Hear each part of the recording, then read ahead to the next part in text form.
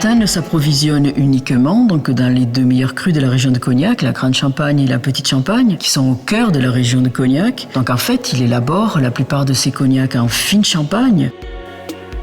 Le terroir possède un sous-sol calcaire crayeux. Ce sous-sol calcaire va permettre à l'eau de pénétrer très profond et pendant l'été, grâce à ses racines qui vont s'enfoncer dans le calcaire, la vigne va donc puiser de l'eau. Le climat aussi possède des qualités très particulières. On a un ensoleillement qui est aussi très, très fort et nos raisins vont parvenir donc à un niveau de maturité vraiment exceptionnel de façon donc à produire des vins qui seront déjà très aromatiques.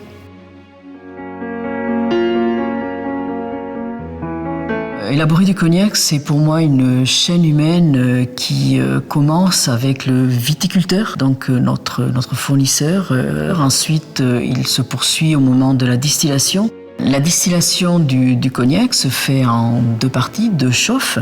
La première chauffe permettra d'obtenir un brouillis qui titrera aux alentours de 28-30 degrés. Ensuite, le distillateur reprendra ce brouillis pour le faire rechauffer, redistiller une deuxième fois. Ça sera donc la deuxième chauffe, la bonne chauffe.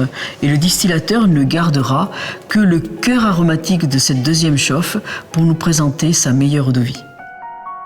Nos eaux-de-vie qui sont issues des vins de grande et de petite Champagne nous permettent d'obtenir des eaux-de-vie qui sont riches, très aromatiques, avec surtout donc des arômes de poire très forts que l'on découvre sur la table de dégustation.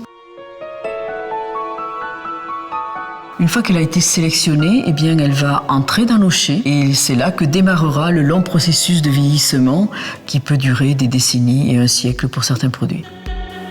Nos fûts sont en chêne du Limousin.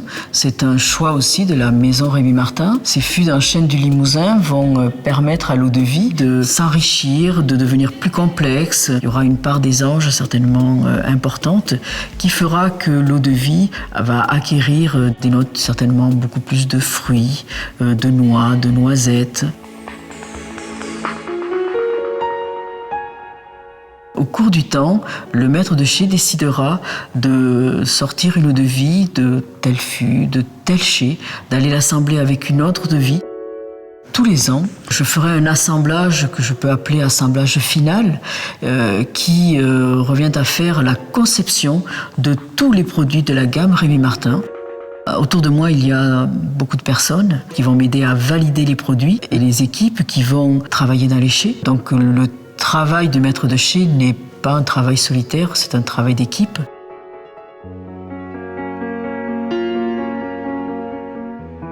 Le maître de chai met en œuvre l'héritage laissé par ses prédécesseurs et il va se projeter dans l'avenir puisque lui-même doit créer l'héritage qu'il laissera un jour à ses successeurs.